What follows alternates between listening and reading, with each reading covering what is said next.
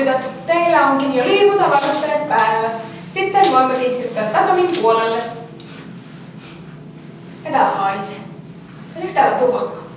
Täällä haisee tupakka. Nyt opettaja puhuu kyllä ihan omiaan.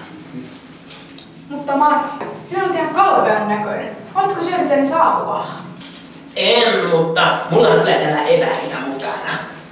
Minä minä olen sanonut, aamupala on päivän tärkein ateria. Ja pelkkiä karkkeja ja läihytyspillereitä. Mä sain kyllä aamulla leipää ja puuroa. Mitäs minun silmäni näkevätkään tupakka-aski?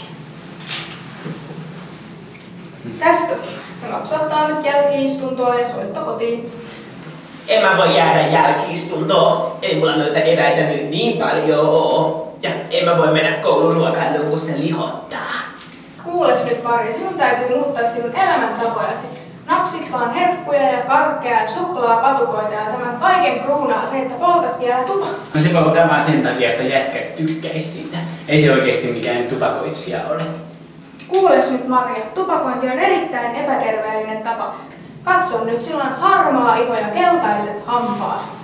Kyllä minäkin joskus teininä poltin tupakkaa, mutta koska minun isäni kuoli keuhkosyöpään tupakoinnin takia, niin päätin sitten lopettaa. Että mennäänpäs nyt yhdessä sitten terveydenhoitajan pakeille ja jää sinä Terttu tänne nyt jumppaamaan. Joo, mennäänpä.